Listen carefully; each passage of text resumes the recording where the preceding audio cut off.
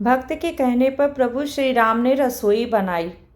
भक्त और भगवान की रोचक कथा। नमस्कार दोस्तों, welcome back to my YouTube channel. हमारे यूट्यूब चैनल पे आपका हार्दिक स्वागत है। आप और भी नई वीडियोस और कहानी सुनना चाहते हैं तो हमारे चैनल को सब्सक्राइब ज़रूर करें और बेल आइकन ज़रूर दबाएं ताकि हमारी नोटिफिकेशन आपको हमेशा मिलती रहे। आइए मैं प्रभु राम और भक्त की कहानी सुनाती हूँ। बहुत साल पहले की बात है। एक आलसी लेकिन भोला भाला युवक था आनंद। दिन भर कोई काम नहीं करता, बस खाता ही रहता और सोए रहता। घर वालों ने कहा कि चलो जाओ निकलो घर से, कोई काम धाम करते नहीं हो, बस पड़े रहते हो। वह घर से निकलकर यूं ही भटकते हुए एक आश्रम पहुंचा। वहाँ उसने देखा कि एक गुरुजी हैं और उनके शिष्य कोई काम नहीं करते, बस मंदिर की पूजा करते हैं। उसने मन में सोचा कि यह बहुत बढ़िया है, कोई काम धाम नहीं, बस पूजा ही तो करना है। गुरुजी के पास जाकर पूछा, क्या मैं यहाँ रह सकता हूँ?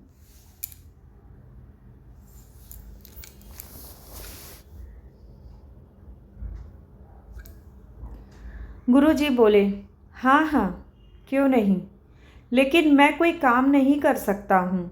गुरुजी, कोई काम नहीं करना है, बस पूजा करनी होगी।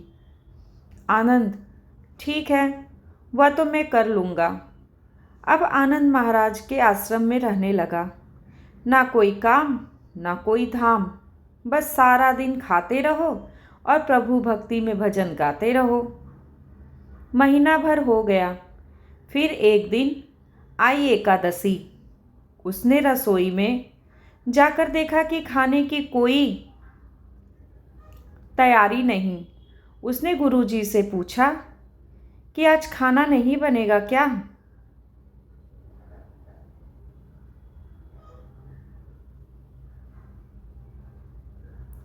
गुरुजी ने कहा, नहीं, आज तो एकादशी है, तुम्हारा भी उपवास है। उसने कहा, नहीं, अगर हमने उपवास कर लिया तो कल का दिन ही नहीं देख पाएंगे। हम नहीं कर सकते उपवास, हमें तो भूख लगती है। आपने पहले क्यों नहीं बताया? गुरुजी ने कहा, ठीक है, तुम ना करो उपवास, पर खाना भी तुम्हारे लिए कोई नहीं बनाएगा, तुम खुद बना लो, मरता क्या न करता। गया रसोई में। गुरुजी फिर आए। देखो, अगर तुम खाना बना लो तो राम जी को भोग जरूर लगा लेना और नदी के उस पार जाकर बना लो रसोई।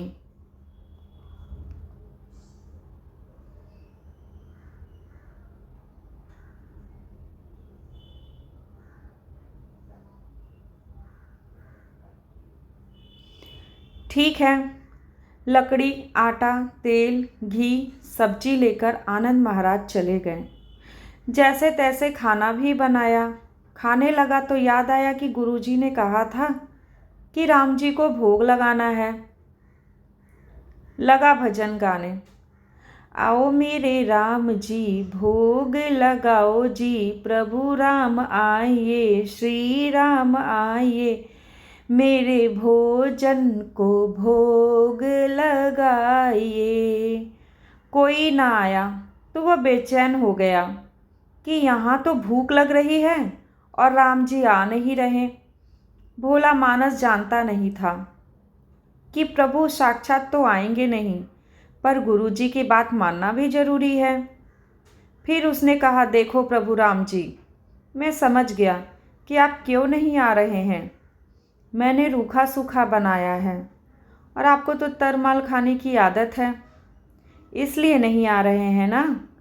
तो सुनो प्रभु, आज वहाँ भी कुछ नहीं बना है, सबको एकादशी है। खाना हो तो यह भोग ही खा लो।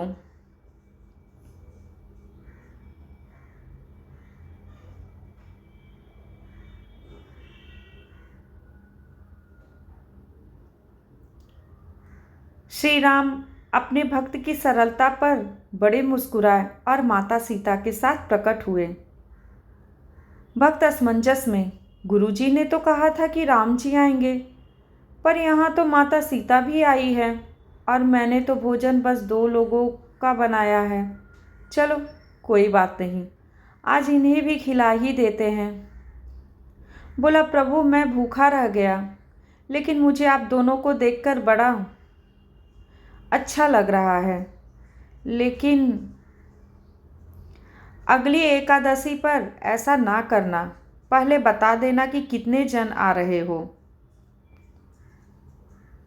और हाँ, थोड़ा जल्दी आ जाना। राम जी उसकी बात पर बड़े मुदित हुए, प्रसाद ग्रहण करके चले गए।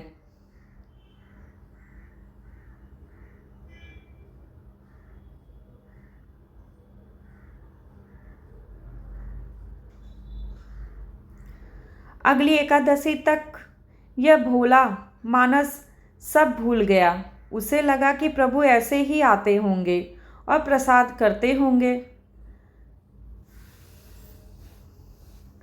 फिर एकादशी आई। गुरुजी से कहा, मैं चला अपना खाना बनाने। पर गुरुजी, थोड़ा ज़्यादा अनाज लगेगा, वहाँ 2 लोग आते हैं। गुरुजी मुस्कुराए, भूख के मारे बावला है। ठीक है, ले जा और अनाज ले जा।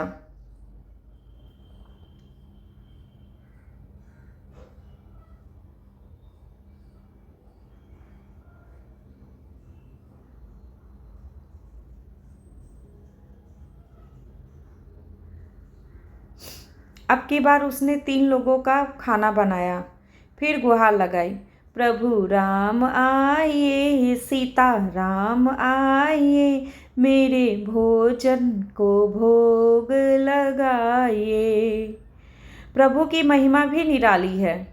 भक्त के साथ कौतुक करने में उन्हें भी बड़ा मज़ा आता है। इस बार वे अपने भाई लक्ष्मण, भरत, शत्रुघ्न और हनुमान जी को लेकर आ गए। भक्त को चक्कर आ गया।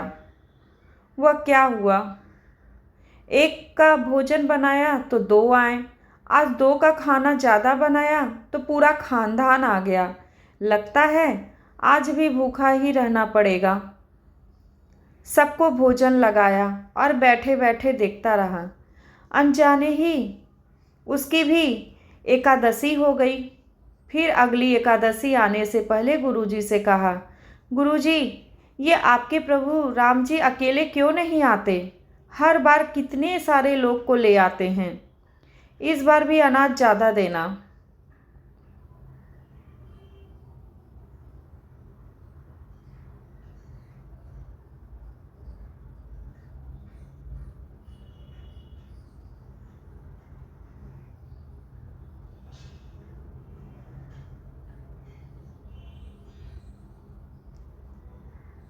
गुरुजी को लगा कहीं यह अनाज बेचता तो नहीं है, देखना पड़ेगा जाकर।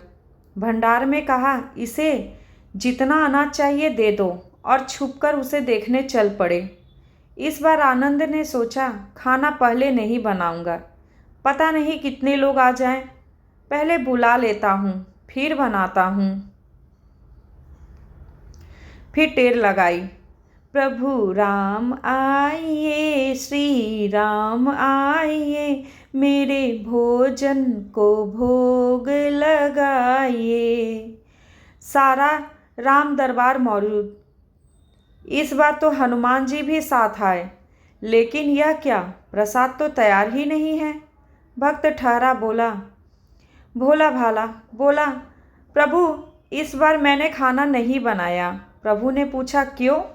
बोला, मुझे मिलेगा तो नहीं। फिर क्या फ़ायदा बनाने का, आप ही खाना बना लो और खुद ही खा लो। राम जी मुस्कुराए। सीता माता भी गदगद हो गई उसके मासूम जवाब से।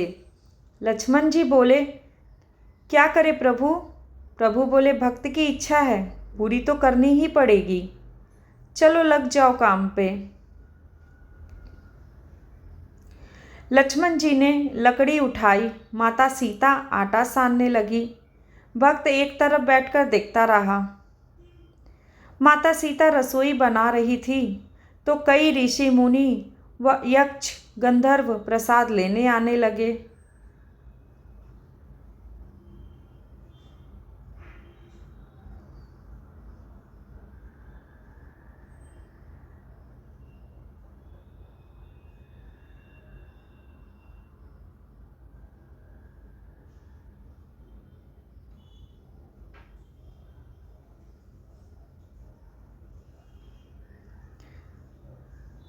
इधर गुरुजी ने देखा कि खाना तो बना नहीं, भक्त एक कोने में बैठा है।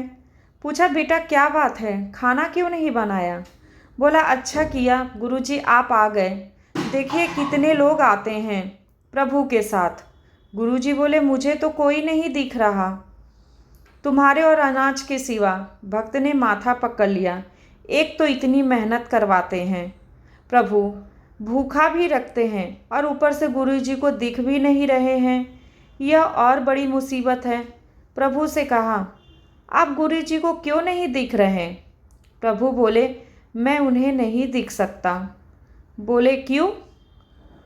वे तो बड़े पंडित हैं, ज्ञानी हैं, विद्वान हैं, उन्हें तो बहुत कुछ आता है, उनको क्यों नहीं दिखते आप? प्रभु बोले, माना कि उनको सब आता है पर वे सरल नहीं हैं तुम्हारी तरह, इसीलिए उनको नहीं दिख सकता।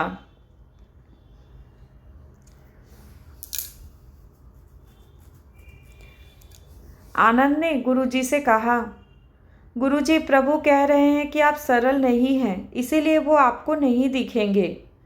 गुरुजी रोने और कहने लगे कि वाकई मैंने सब कुछ पाया पर सरलता नहीं पा सका तुम्हारी तरह, और प्रभु तो मन की सरलता से ही मिलते हैं।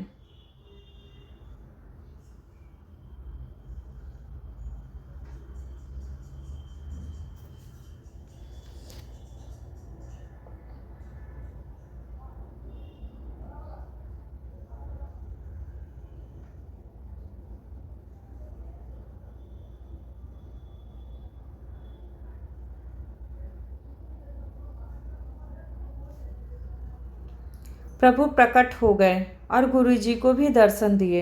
इस तरह एक भक्त के कहने पर प्रभु ने रसोई भी बनाई। ये थी प्रभु और भक्ति की कहानी।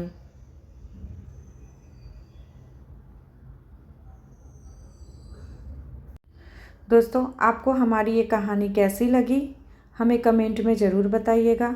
लाइक, शेयर और सब्सक्राइब ज़रूर कीजिएगा। आपका बहुत बहुत धन्यवाद। जय श्री कृष्ण।